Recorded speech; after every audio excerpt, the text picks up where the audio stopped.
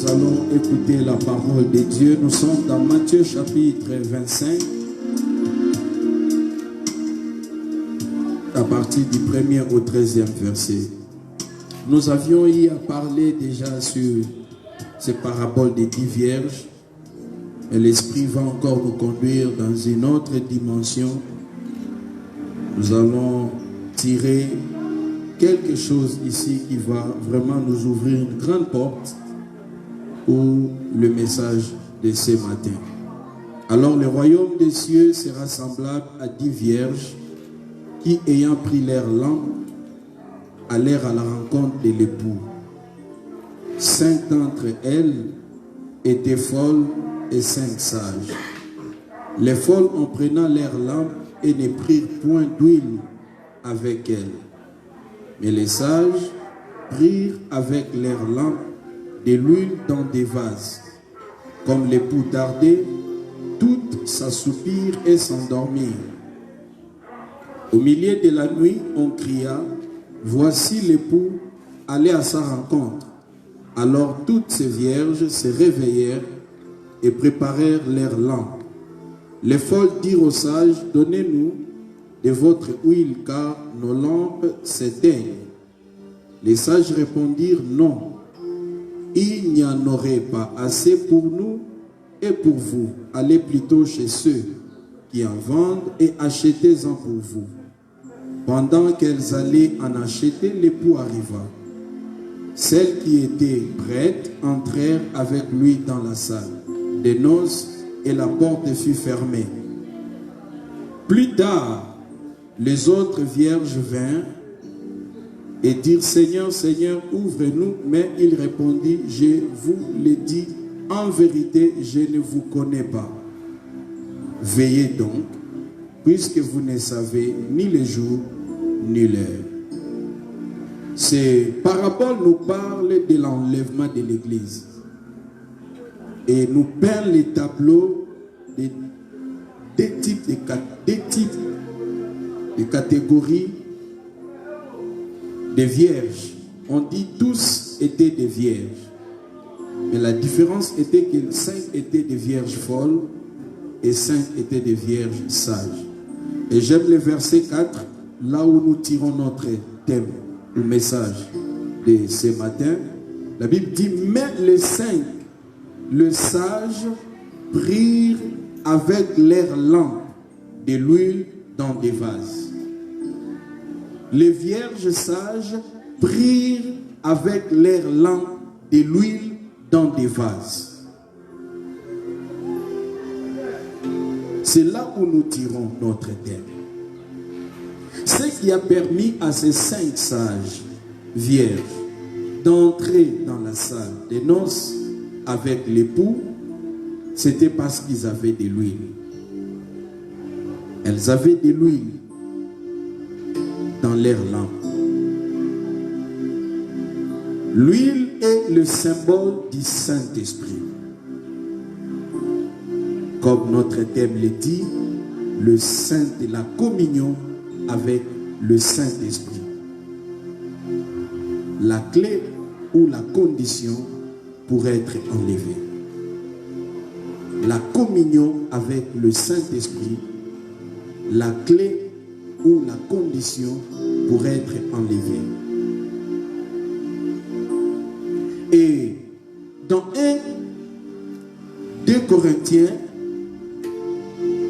chapitre 13, verset 13.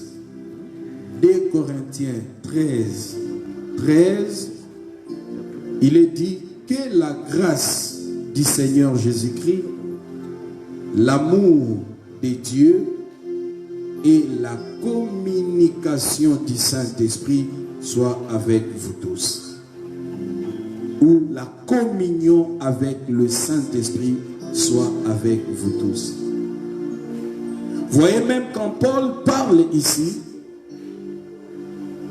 c'est lui qui nous communique la grâce de Christ et l'amour de Dieu. C'est le Saint-Esprit par notre communion avec lui. On entend parler de l'amour de Dieu. On entend parler de la grâce de Christ. Mais la personne qui rend cela réel dans la vie d'un croyant, dans la vie d'un chrétien, c'est la personne du Saint-Esprit. Et pour que cela soit ainsi, les chrétiens doivent avoir une communion. Donc sans la communion du Saint-Esprit, la grâce du Christ et l'amour de Dieu deviennent comme des fables. Et c'est comme cela, il y a des chrétiens, jusqu'à présent, n'ont pas encore les témoignages de la grâce de Christ dans leur vie, n'ont pas encore les témoignages de l'amour de Dieu dans leur vie. Ils sont chrétiens, mais ils doutent de la grâce de Christ. Ils doutent de l'amour de Dieu. Simplement, peut-être n'ont pas une bonne communion avec la personne du Saint-Esprit. Et j'aimerais paraphraser ici que le Saint-Esprit n'est pas une force. Le Saint-Esprit n'est pas le vent. Le Saint-Esprit n'est pas le feu. Le Saint-Esprit n'est pas l'huile. Le Saint-Esprit n'est pas un objet. N'est pas une capacité divine. Le Saint-Esprit est une personne. C'est lui qui donne la puissance. C'est lui qui oint. C'est lui qui donne les dons spirituels. Mais lui-même n'est pas ces choses-là. Mais il est symbolisé par ces choses.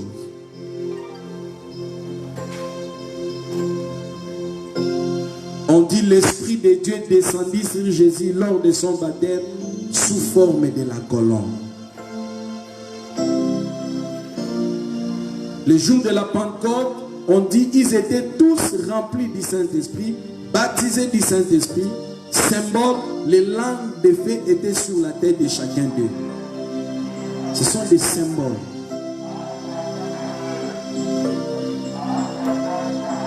Quand Israël voulait manger la viande dans le désert, Dieu envoie un vent d'Orient. Quand Israël devait traverser, il y a le vent d'Orient qui a soufflé. Il avait séparé la mer Rouge.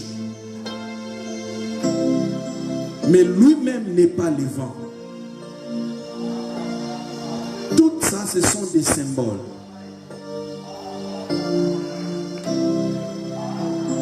Donc, la communion avec le Saint-Esprit est la chose la plus importante que l'Église doit comprendre. Et j'ai essayé un peu de voir et j'ai compris que le concept de la communion avec le Saint-Esprit n'est pas peut-être pas bien enseigné à l'Église et n'est pas aussi pratiqué par beaucoup de chrétiens.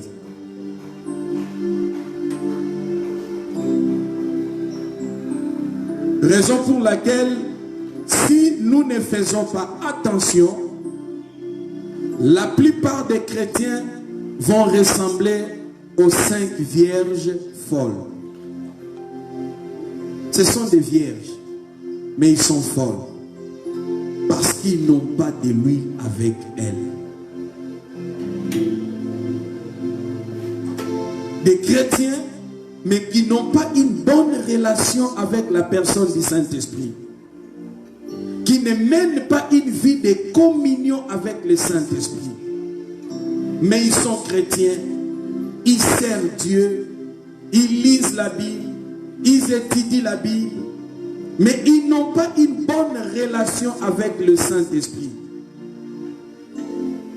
Pour eux, c'est seulement la parole, la parole, la parole.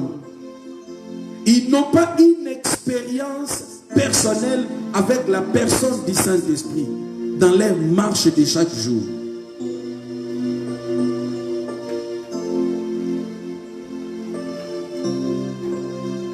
Ils ne sont pas sensibles. Ils ne savent pas comment écouter l'Esprit. Ils ne savent pas comment se laisser par l'Esprit. Ils ne savent pas que ce qui attristait le Saint-Esprit.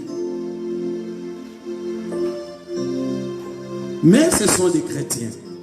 Ils ont reçu Christ. Ils sont allés dans les eaux du baptême. Ils sont peut-être baptisés du Saint-Esprit.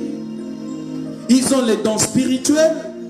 Mais la personne du Saint-Esprit n'est pas bien reçue dans leur vie. Vous voyez, quelqu'un peut être baptisé du Saint-Esprit et avoir de mauvaises relations avec la personne du Saint-Esprit. Parce que le Saint-Esprit n'est pas le don de la prophétie. Le Saint-Esprit n'est pas le don de la guérison. Le Saint-Esprit n'est pas le don de discernement des esprits ou de parler en langue. Ce sont ses dons à lui, il les donne. Je peux prendre mon billet d'argent, je te le donne, mais ce billet d'argent n'est pas moi. Et le Saint-Esprit peut donner des dons à quelqu'un sans que lui-même soit avec la personne. Saül a reçu l'onction, mais l'arche de l'Éternel n'était pas avec lui. L'arche était toujours chez les Philistins.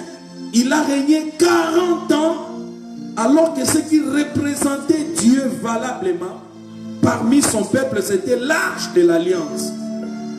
Mais l'arche n'était pas en Israël. Quelqu'un peut avoir une onction, une capacité surnaturelle, mais cette capacité n'est pas la personne du Saint-Esprit. Voilà, j'aime dire cela dans nos campagnes Shaddai Meeting. Il n'y aura pas un homme de Dieu qui sera plus charismatique que le diable, que Satan. Mais l'enfer est créé pour lui. D'ailleurs, Christ a dit, plusieurs viendront et diront, nous avons guéri des malades en ton nom, nous avons prophétisé avec précision en ton nom, nous avons chassé des démons en ton nom. Il leur dira ouvertement, je ne vous ai jamais connus. Ils ont été bénéficiaires du don du Saint-Esprit, mais lui-même, la personne du Saint-Esprit, n'a jamais été avec eux à cause de leur mauvaise vie, qui a attristé le Saint-Esprit. Voilà pourquoi l'Église, nous devons comprendre, parce que nous tendons vers notre dernière heure.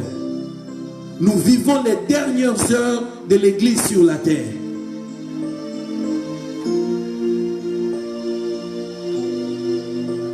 Lorsque une femme veut accoucher, ce qui précède la sortie de l'enfant, c'est les douleurs. On appelle ça les douleurs de l'enfantement. Et le monde est en train de vivre les douleurs. Et cette douleur fera que l'Église soit enlevée.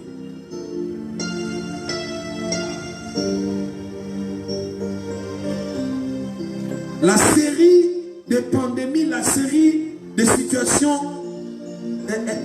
désastreuses n'a fait que commencer. Et l'Église doit comprendre que c'est déjà un signal. Et que devons-nous faire en des moments pareils? Nous devons nous préparer sérieusement. Mais qui participera à l'enlèvement? Ce n'est pas tout chrétien, ce n'est pas tout croyant. C'est les chrétiens qui vont entretenir des relations bonnes et meilleures avec la personne du Saint-Esprit.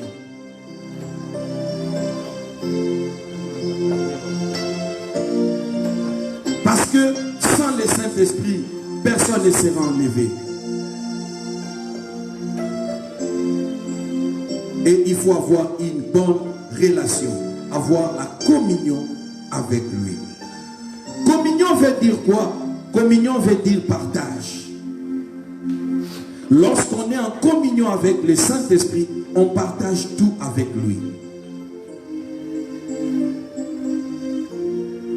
Ça veut dire que vous menez une vie qui n'est pas cachée devant lui. Il est Dieu, il connaît tout. Mais c'est à vous de lui faire part de tout ce qui se passe dans votre vie. de vos qualités, de vos défauts, de vos points forts, de vos faiblesses, de vos péchés, tout. Vous n'avez rien à lui cacher. Il connaît tout, mais il attend que vous lui fassiez part de tout ce qui se passe dans votre vie. Que ça soit petit ou grand, partagez avec lui. C'est ça la communion. Et quand on partage avec quelqu'un, ça se passe par un dialogue. Et tu ne peux pas dialoguer avec quelqu'un qui n'est pas avec toi. Une personne avec qui on n'a pas conscience qu'il est là avec toi. On doit savoir et être assuré, la personne avec qui je parle m'écoute, la personne là existe, elle est réelle. Et c'est comme cela que je peux commencer à lui parler. Et les chrétiens doivent développer, comprendre, croire à la personne du Saint-Esprit dans sa vie. Lorsque vous croyez qu'il est là, qu'il vous écoute et qu'il peut aussi vous parler, vous pouvez commencer la conversation. Vous pouvez lui faire part de tout ce qui se passe dans votre vie. Parce qu'il connaît. Mais lorsque vous lui faites part, vous entrez en communion avec lui. La Bible dit bien que la communion avec le Saint-Esprit, c'est à nous de chercher cette communion. Il est là. Mais pour entrer en communion avec lui, nous devons faire les pas. Nous devons aborder la personne du Saint-Esprit. Le prophète Ézéchiel était dans un embarras. Il était au bout. Dans cette vision-là, il a vu un valet des ossements desséchés. En fait, c'était le tableau d'un désespoir. Et Dieu lui dit, adresse-toi à l'esprit. Dis, esprit, viens des quatre vents et souffle dans ses morts. Vous voyez, Dieu lui a donné la formule pour réussir. L'esprit était là. Mais c'est lui qui était dans les besoins. Il devait apporter le Saint-Esprit. Et nous voyons le prophète dans cette vision des vallées des ossements desséchés va aborder le Saint-Esprit. Il dit, Esprit de Dieu, viens des quatre vents et souffle dans ses morts. Et lorsqu'il s'est adressé à l'Esprit, il y a eu un vent qui a soufflé, qui entra dans tous ces morts, qui sont devenus des hommes vivants, et c'était une grande armée. C'est à nous d'aborder le Saint-Esprit. C'est à nous de lui faire part de ce qui va et de ce qui ne va pas. C'est à nous de lui dire nos limites, nos faiblesses, nos incapacités. C'est à nous de lui dire. Et lorsque nous nous adressons à lui, il est invisible, il est des fois insensible. Nous ne pouvons peut-être pas sentir sa présence. Mais écoutez-moi, tu n'as pas besoin de sentir des chairs de poule pour comprendre et croire qu'il est là. Non, la présence du Saint-Esprit à nos côtés est au-delà de nos cinq sens. Ce qu'il nous faut, c'est seulement de croire. Et lorsque nous croyons, nous pouvons commencer la conversation. Communier, la communion veut dire partage. La communion veut dire intimité. Et quand on parle d'une personne intime, c'est la personne avec qui on partage les secrets les plus profonds, cachés des avenirs. Le Saint-Esprit a droit à notre intimité. Ce qu'on ne peut pas partager avec les autres, nous devons partager avec lui. C'est ce qui veut dire communion. Communion veut dire association. Ça veut dire que je ne suis pas seul. Nous ne sommes pas seuls. Nous sommes associés avec. Pierre l'a dit dans les Actes des Apôtres, où il a répondu les Sanhédrins lorsque les avait défendus de prêcher le nom de Jésus. Il a dit, il a plu au Saint-Esprit et à nous.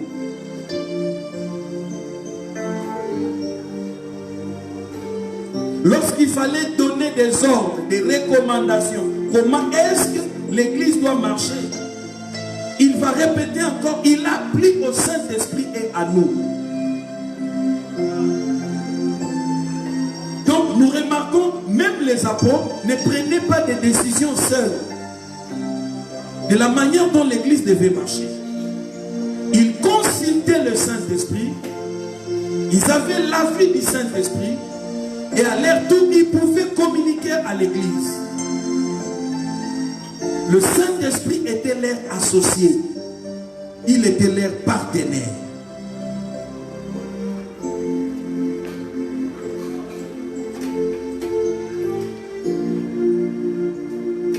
Communion veut dire aussi aider. Et dans cette communion avec le Saint-Esprit est notre aide.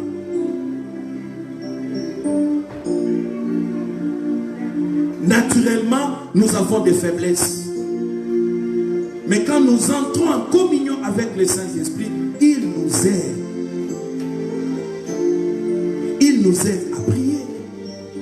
Il nous aide à méditer la Bible. Il nous aide à servir le Seigneur. Il nous aide dans nos relations avec les autres. Le Saint-Esprit est là pour nous aider. Et lorsqu'il nous aide, son aide nous rend meilleurs. Lorsqu'il nous aide, son aide fait de nous des modèles pour les autres. Nous devenons des références pour les autres. Non parce que nous sommes plus meilleurs que les autres, mais parce que nous bénéficions de l'aide du Saint-Esprit. Et cela ne peut être possible que lorsque nous menons une vie de communion avec la personne du Saint-Esprit.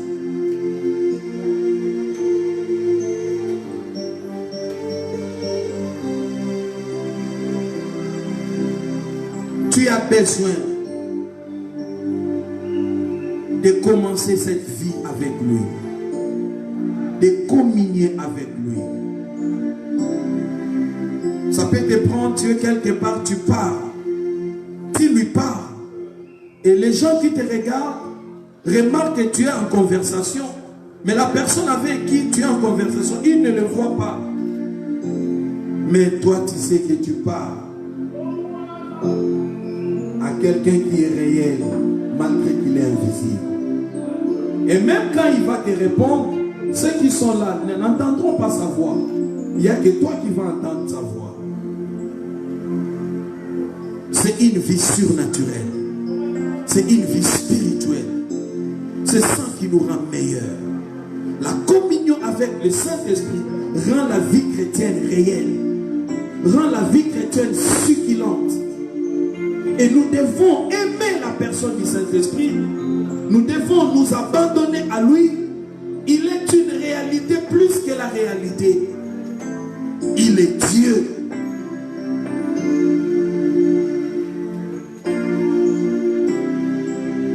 J'aimerais parler dans la Bible de 3 hommes qui ont marché avec le Saint-Esprit, qui ont mené une vie de communion avec le Saint-Esprit et qui ont connu l'enlèvement comme l'Église doit être enlevée.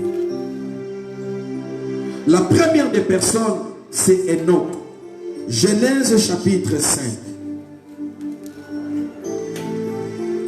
Genèse chapitre 5 à partir du 21e verset.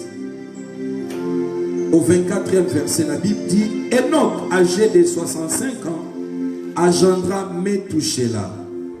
Enoch, après la naissance de Métouchéla, marcha avec Dieu 300 ans.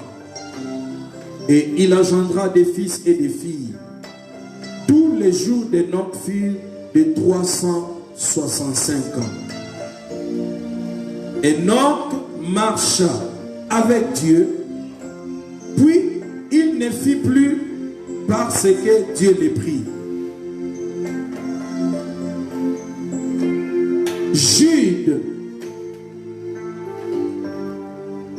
chapitre 1er, il n'y a qu'un seul chapitre là-bas.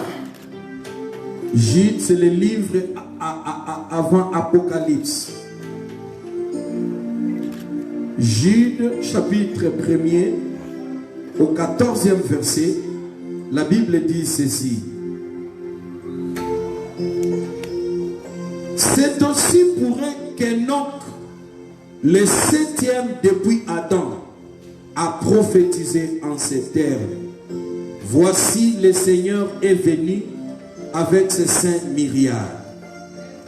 On peut se limiter là. Enoch, Jude le signifie, il était le 7e homme depuis Adam. Et c'est le chiffre de la perfection. Lui, quand il est venu au monde, il va comprendre en écoutant Adam et Ève comment ils racontaient lorsqu'ils étaient avec Dieu en Éden. Et Enoch a été inspiré de commencer à mener une vie de communion avec Dieu. Et il va s'y maintenir pendant 3 siècles. La Bible dit, il marcha avec Dieu. Enoch va vivre dans une vie de communion avec l'invisible. Au point qu'il va plaire à l'invisible. Il marchait avec un Dieu qu'il ne voyait pas. Il est invisible en ce temps-là comme il est aujourd'hui.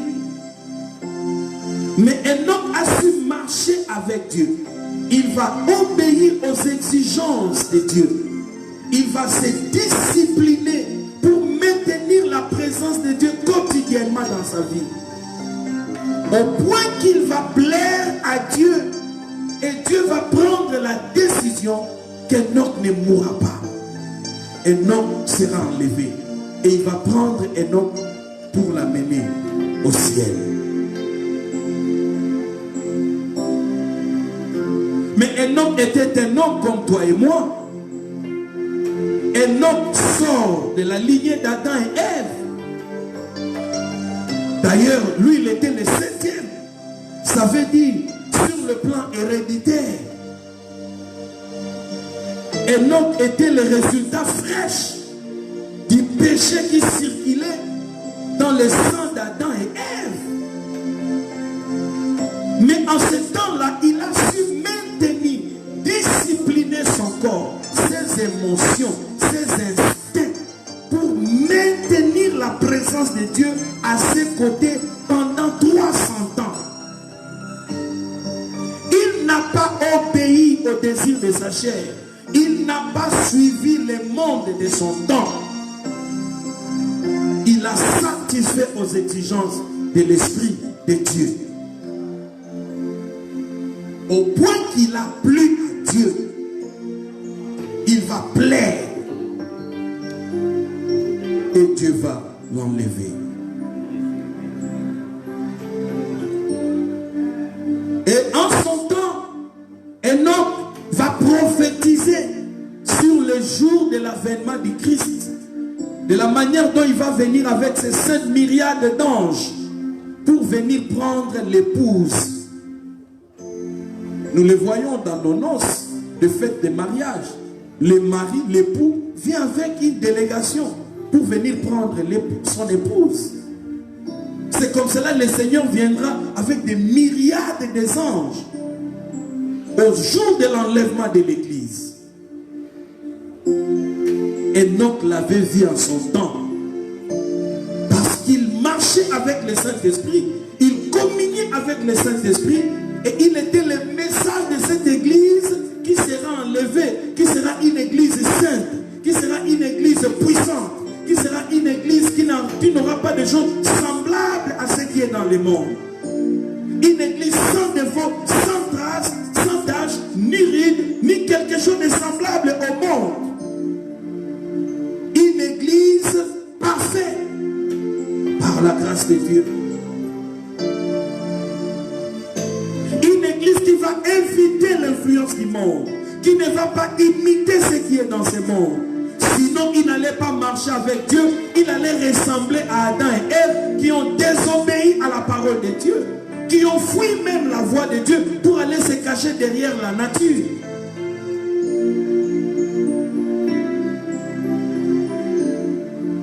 Il est temps de commencer une marche sérieuse avec l'Esprit de Dieu. La communion avec le Saint-Esprit est votre passeport et le visa que vous avez besoin pour effectuer ce voyage.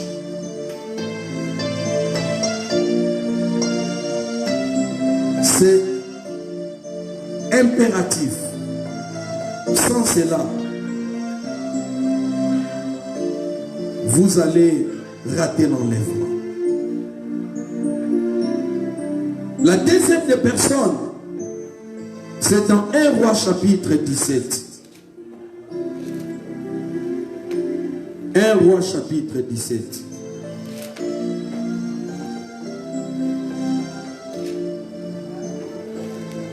C'est le prophète Élie. Nous allons lire du 2 au 10e verset. La Bible dit: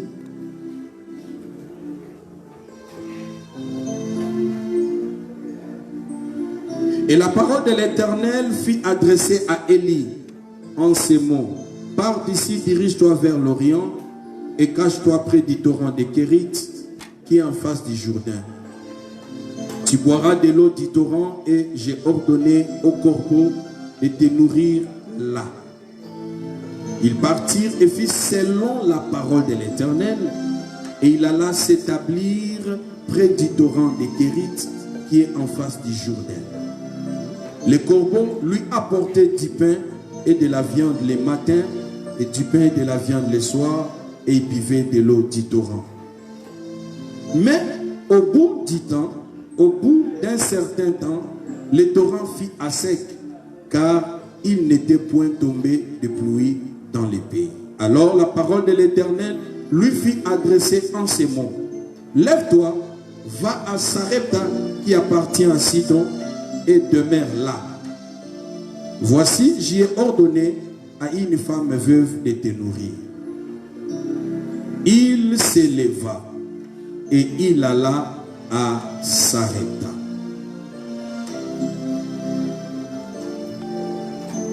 Voyez un homme, le prophète Élie.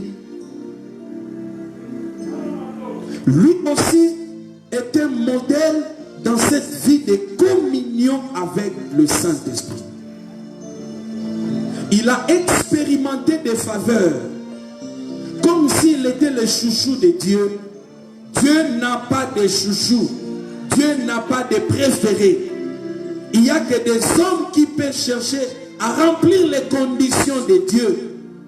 Ils vont jouir des faveurs insoupçonnables. Élie, en son temps, développa la vie de la communion.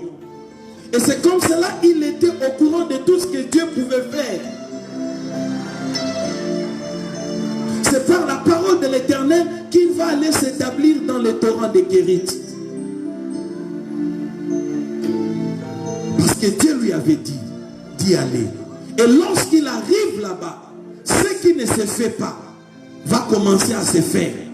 Un homme qui sera servi par des corbeaux, pas un seul corbeau. La Bible le dit: j'ai ordonné aux corbeaux, plusieurs corbeaux, venez donner à manger à Élie le pain chaud et la viande chaude. Le corbeau est un oiseau carnivore. Elle mange de la viande. Il mange de la viande. Mais écoutez-moi, parce que Élie avait obéi, la communion avec le Saint-Esprit va lui donner la direction d'aller s'établir au torrent de Kérit. Il va obéir, l'infaisable va se faire. Beaucoup de gens disent: la vie est devenue tellement difficile, le monde est devenu compliqué. Et il y a même des enfants de Dieu qui commencent à compromettre. Il y a même des enfants de Dieu qui ont la Bible, Mais il dit que la Bible seulement ne suffit pas. Il faut aller chercher le pouvoir ancestral. Il faut aller aussi chercher quelques principes occultes pour réussir la vie.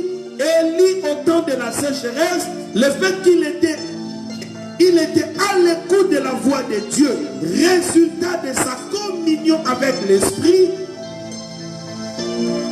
il va aller où l'Esprit va lui indiquer, et à cet endroit-là, Dieu va produire les miracles.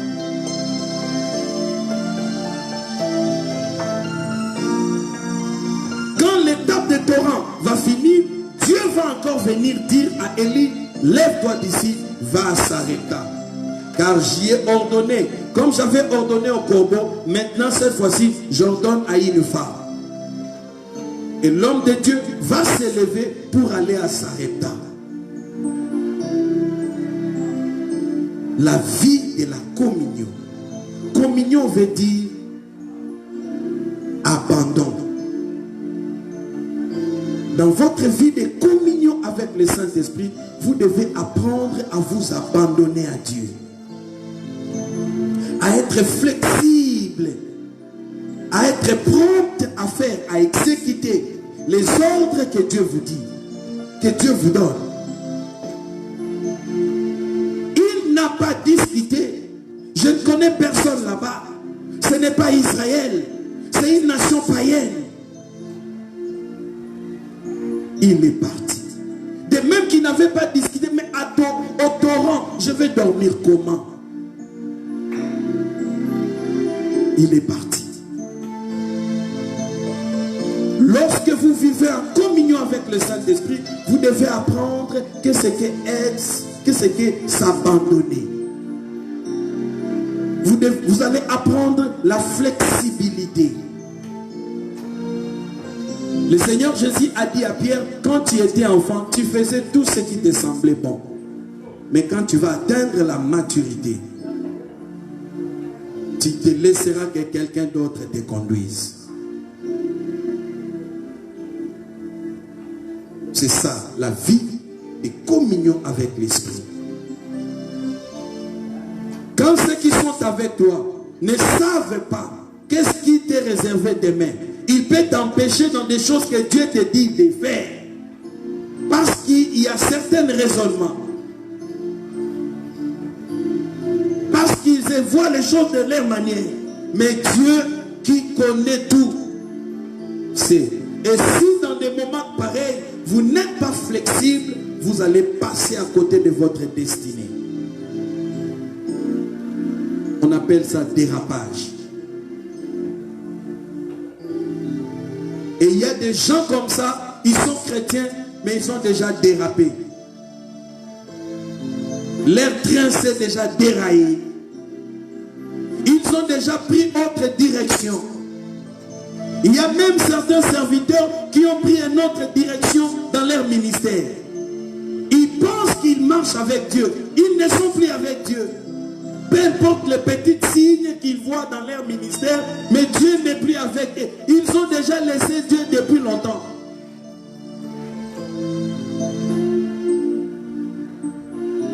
Élie savait ces choses. Dans le chapitre 18, du 1er au 2e verset, la Bible dit, bien des jours s'écoulèrent et la parole de l'Éternel fut ainsi adressée à Élie. Dans la 3e année, va, présente-toi devant Akab et je ferai tomber de la pluie sur la face du sol. Et Élie alla pour se présenter devant Akab. Alléluia. Élie va partir. La parole de Dieu va encore. Il n'avait pas fait ça parce qu'il est un prophète. Venez, la pluie va tomber. Non. Il n'était pas un prétentieux. Non. Il était un homme de foi. Car la foi vient de ce qu'on entend. Ce qu'on entend de la parole de Dieu. C'est quelqu'un qui écoutait Dieu. Dans sa vie de communion avec Dieu, il avait cette facilité-là de comprendre ce que Dieu peut faire. Et Dieu va lui dire d'aller se présenter devant Akab. Chose qui n'était pas facile. Mais parce qu'il avait reçu la parole de l'Éternel, il va aller se présenter devant Akab. Au verset 7, la Bible dit: comme Abias était en route, voici Élie les rencontra. Abias l'ayant reconnu, tomba sur son visage et dit: est-ce toi mon Seigneur Élie? Il lui répondit: c'est moi. Va dire à ton maître: voici Élie. Et Abias dit: quel péché ai-je commis pour que tu livres ton serviteur entre les mains d'Akab, qui me fera mourir? L'Éternel est vivant. Il n'est ni nation ni royaume où mon maître n'est envoyé pour te chercher. Et quand on disait que tu y étais pas, il faisait jurer le royaume ou la nation que l'on ne t'avait pas trouvé. Et maintenant tu dis: va, dis à ton maître: voici Élie. Puis lorsque je t'aurai quitté, l'Esprit de l'Éternel te transportera je ne sais où, et j'irai informer Akab qui ne te trouvera pas et qui me tuera. Cependant ton serviteur craint l'Éternel dès sa jeunesse. Je lis jusqu'ici pour te faire comprendre que Élie était un homme qui développait une vie de communion avec le Saint-Esprit. Quand il lui a dit d'aller rencontrer Akab, Akab était à la recherche d'Élie avec Abias. Et Élie va rencontrer Abias et il va dire à Abias: va dire à ton maître que je vais le voir. Abias connaissait Élie. Il était un homme qui marchait en communion avec l'Esprit. Il a dit ce que nous venons de lire. Quel péché ai-je commis? Si je pars dire à mon maître que j'ai trouvé Élie à notre retour et que mon maître ne te verra pas, parce que l'Esprit de l'Éternel peut te prendre, te transporter pour t'apporter je ne sais où. Et lorsque nous allons venir et mon maître ne te verra pas, tu risques qu'on me tue. Parce que comme cela qu'il a fait jurer au royaume et aux nations à qui il a envoyé pour te chercher. Élie n'était pas un homme ordinaire. Il était un homme de la même nature que nous, mais il n'était pas ordinaire. Qu'est-ce qui fait de lui un homme extra? C'est la vie de la communion avec le Saint-Esprit.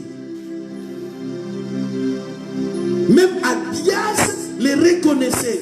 Il était un homme qui pouvait être transporté par l'Esprit. Parce qu'il menait une vie de communion. Si vous vivez en intimité, vous vivez en abandon total au Saint-Esprit, vous allez expérimenter ce qu'on appelle le transport. L'Esprit pourra vous transporter dans des dimensions, dans des niveaux, dans des révélations. L'Esprit pourra vous transporter dans des conditions de vie, à telle enseigne que les gens ne pourront plus vous reconnaître, alors qu'ils vous ont connu dans de telles situations. Mais le fait que vous marchez dans une vie d'obéissance, de soumission, une vie de flexibilité dans votre intimité avec le Saint-Esprit, il peut vous transporter dans des dimensions spirituelles, sociales, matérielles, financières, relationnelles et consorts. Communier avec le Saint-Esprit. Respectez sa présence plus que toute autre chose, plus que toute autre personne. Si une personne peut vous influencer à pécher, à calomnier, à injurier, ne les respectez pas. Respectez la personne du Saint-Esprit, car c'est lui qui paie beaucoup dans votre vie.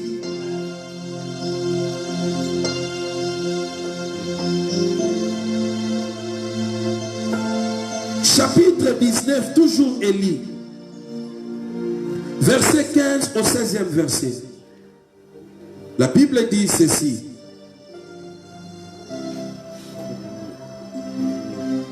L'Éternel lui dit: va. reprends ton chemin par le désert jusqu'à Damas. Et quand tu seras arrivé, tu oindras Hazaël pour roi de Syrie. Tu oindras aussi Jéhu, fils de Nimshi, pour roi d'Israël. Et tu oindras Élisée, fils de Shaphat, d'Abel Mehola, pour prophète à ta place. Il n'a pas oint ces hommes parce qu'il les préférait. Parce qu'on lui apportait des offrandes. Parce qu'on lui donnait des cadeaux. Non. Il les a oués parce qu'il avait reçu l'ordre de la part de Dieu. Que tout leader m'entende. Les fanatiques dans la marche spirituelle n'ont pas de place. Le préférentisme, le clientélisme n'a pas de place dans la marche spirituelle. Et nous pouvons échapper à toutes ces choses lorsqu'il y a une vie de communion. Je n'étendrai pas ma main à un fils ou à une fille simplement parce qu'il m'apporte des choses qui me plaisent. Je dois rester à l'écoute de la voix de Dieu. C'est lui qui a les secrets de la destinée. C'est Dieu. La communion avec le Saint-Esprit nous épargne de beaucoup d'erreurs. Là, le Saint-Esprit nous aide. Il nous montre où mettre les pas. Nous ne tâtonnons plus. Nous faisons des choses avec précision. Même si nos décisions peuvent sembler pour les autres que nous sommes dans l'erreur, mais c'est avec le temps qu'ils sauront que nous avions eu raison.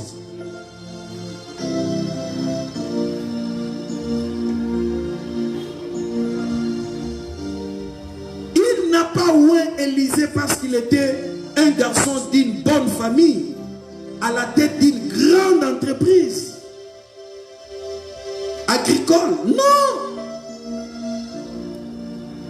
Mais c'est parce qu'il avait réussi.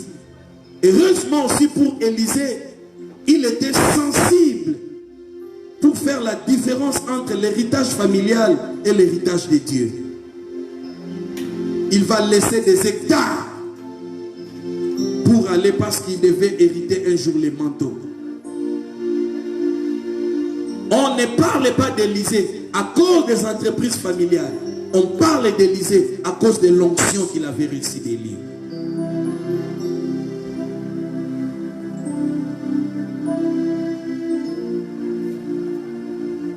2 Rois chapitre 2, verset 11. La Bible dit, comme il continuait à marcher en parlant, voici un char de feu et des chevaux de feu les séparèrent l'un de l'autre. Et Élie monta au ciel dans un tourbillon. Alléluia. Voilà comment cet homme a fini sa vie. Enlevé. Nous venons de lire son parcours. Tous ces mouvements étaient liés par rapport aux adresses de Dieu. Il a reçu la parole de l'Éternel. La parole de l'Éternel lui fit dire en ces mots. La parole de l'Éternel. Ces mouvements, ces actions étaient liées à la parole. Un homme qui marchait avec l'esprit, reconnu même par un des généraux du roi Akab, Abdias. Communier avec le Saint-Esprit. Église, nous vivons les dernières heures de l'église. L'enlèvement de l'église est imminent. Le Seigneur reviendra bientôt. Vous qui aimez l'avènement de son apparition, commencez à vous préparer. Et la meilleure manière de se préparer, c'est de commencer à développer une vie de communion avec le Saint-Esprit. Laissez le monde, les systèmes de ce monde, les bruits, les distractions qui sont dans ce monde, football, politique, économie et consorts, c'est de la distraction. votre temps à tisser votre intimité, votre communion avec l'Esprit de Dieu, même dans des moments de crise, il saura comment pourvoir à vos besoins.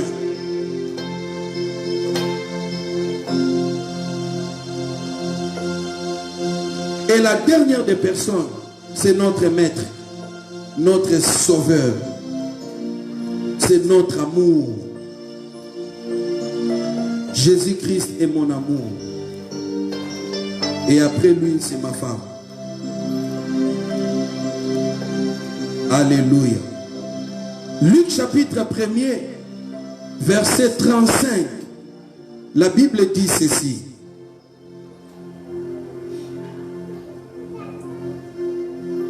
L'ange lui répondit, le Saint-Esprit viendra sur toi et la puissance du Très-Haut te couvrira de son ombre. C'est pourquoi le saint enfant qui naîtra de toi sera appelé fils du Très-Haut. Sa conception se fit par l'Esprit. Marie est tombée enceinte par le Saint-Esprit. Hébreux chapitre 9,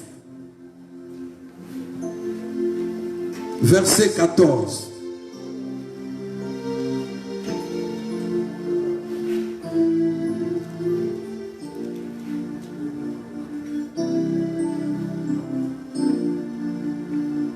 Comme bien plus, combien bien plus, le sang de Christ qui, par un esprit éternel, s'est offert lui-même sans tâche à Dieu, purifiera-t-il votre conscience des œuvres mortes, afin que vous serviez les dieux vivants.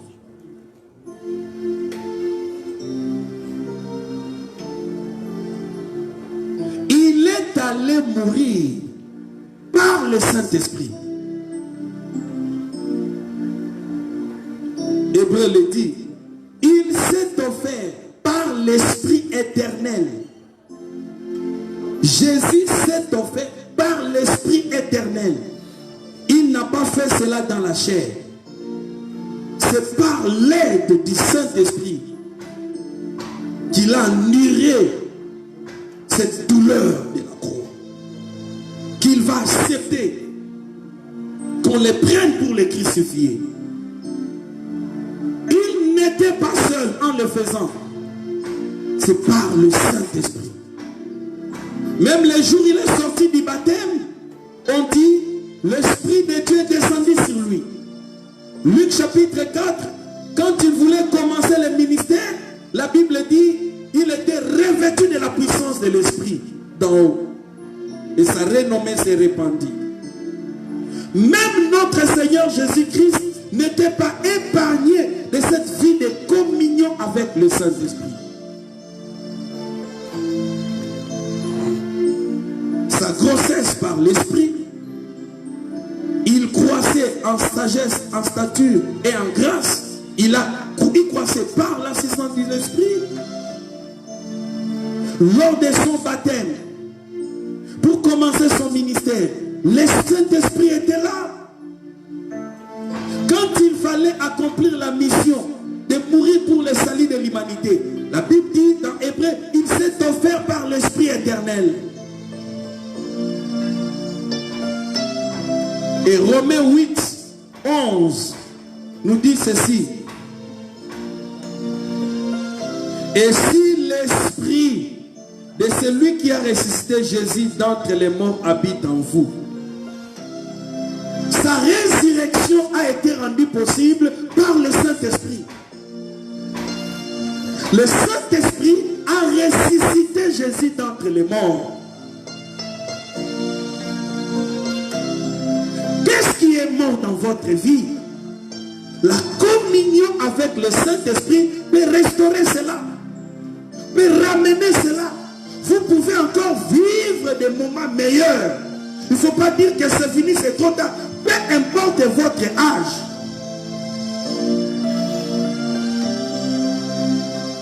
Il est mort par l'Esprit. Il sera ressuscité par l'Esprit. Et Actes chapitre 1er,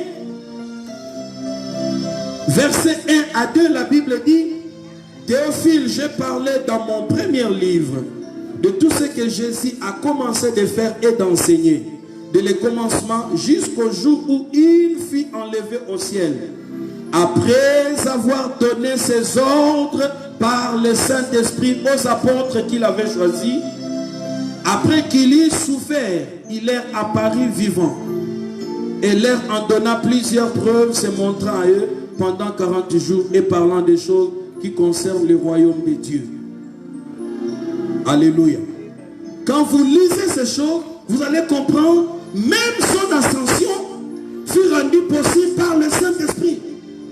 Il va donner par le Saint-Esprit les ordres à ses apôtres et il va monter. Église, c'est le moment où nous devons commencer une vie de communion avec le Saint-Esprit comme jamais auparavant. C'est pour cela que je dis la communion avec le Saint-Esprit, la clé ou la condition unique ou majeure pour être enlevé. Je ne parle pas d'abord d'une vie de miracles, de prodiges. Je parle seulement de l'enlèvement. Maintenez votre communion. Maintenez votre communion. Et pour clôturer, je vais lire Apocalypse chapitre 22, verset 17. La Bible dit, et l'esprit et l'épouse disent, viens. Voyez? L'épouse dont on parle, c'est l'église. C'est les vierges sages qui avaient de l'huile avec elles dans leurs lampes. L'église ne pourra jamais expérimenter l'enlèvement sans le Saint-Esprit. Le dernier chapitre de la Bible, Apocalypse 22, au 17e verset, les mentionne. L'église seule ne peut pas dire à l'épouse de venir, à l'époux. L'église seule ne peut pas attendre l'enlèvement. Si l'église peut attendre l'enlèvement, il faut que cette église soit en communion. On dit l'esprit et l'épouse disent viens. Disent à qui? À l'époux. Nous avons besoin. Tu as besoin de commencer une vie de communion sérieuse avec le Saint-Esprit. Le Saint-Esprit te donnera les dons spirituels. Le Saint-Esprit te déversera l'onction des capacités surnaturelles. Le Saint-Esprit te rendra sage. Le Saint-Esprit te donnera la connaissance de Dieu et de sa parole. Le Saint-Esprit te donnera la force. Le Saint-Esprit t'aidera à craindre Dieu. Le Saint-Esprit sera là pour te conseiller. Le Saint-Esprit est tout pour toi. C'est l'atout majeur que tout enfant de Dieu a besoin dans sa vie chrétienne. Si tu veux vivre une vie chrétienne de victoire, une vie chrétienne de louange, une vie chrétienne des exploits, tu ne peux pas le vivre sans la communion avec le Saint-Esprit. Alors, pour que cela soit ainsi, tu dois apprendre à t'oublier toi-même et à mettre le monde de côté. Fais tout pour plaire à cette personne merveilleuse, le Saint-Esprit.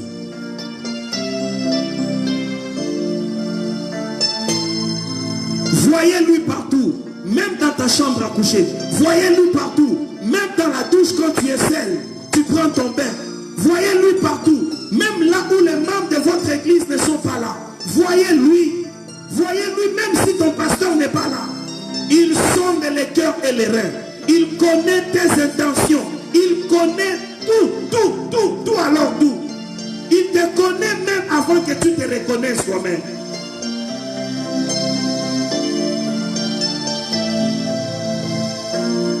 Quand tu te réveilles le matin, commence d'abord à lui saluer avant de saluer le reste du monde.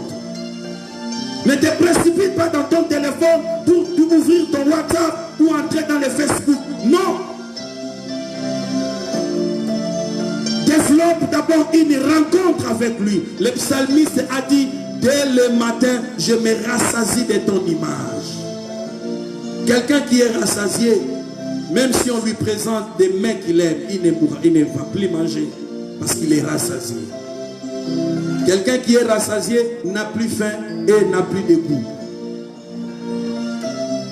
Quand tu es déjà rassasié de la présence de Dieu, dès le matin, le reste ne sont que des formalités, des conséquences. Je vous appelle à s'ouvrir au Saint-Esprit. Commencez une vie de communion avec lui. Il n'y a pas de complications. Ézéchiel n'a fait qu'appeler. Et quand il a appelé, il a vu sa manifestation. Commencez à lui parler de tout votre cœur. Adressez-vous à lui. Parlez-lui comme si vous parlez à quelqu'un.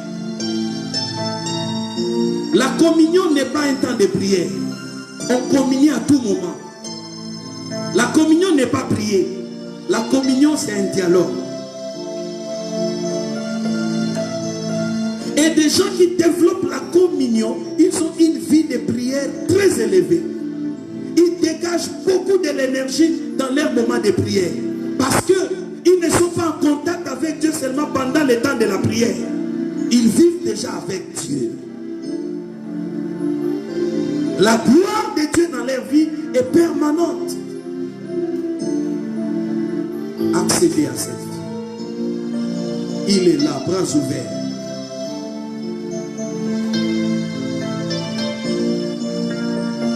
Merveilleux Saint-Esprit. Tu es là, tu n'as pas encore donné ta vie à Christ.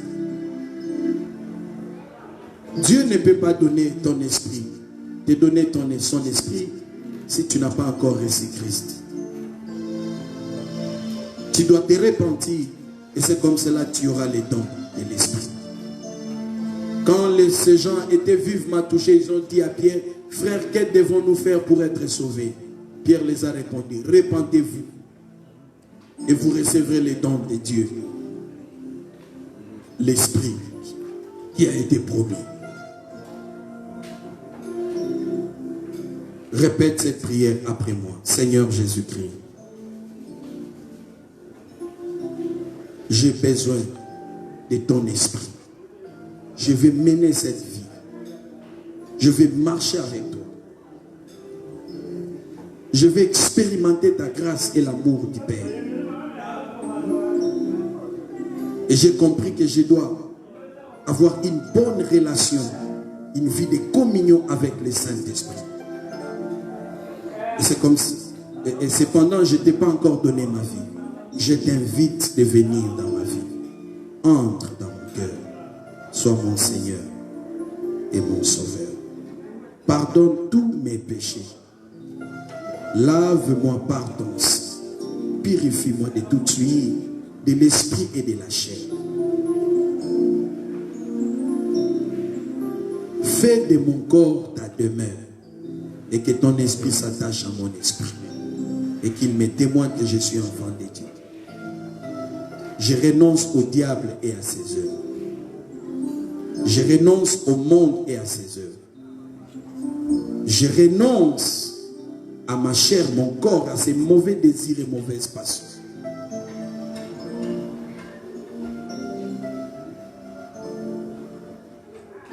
Je suis une nouvelle créature.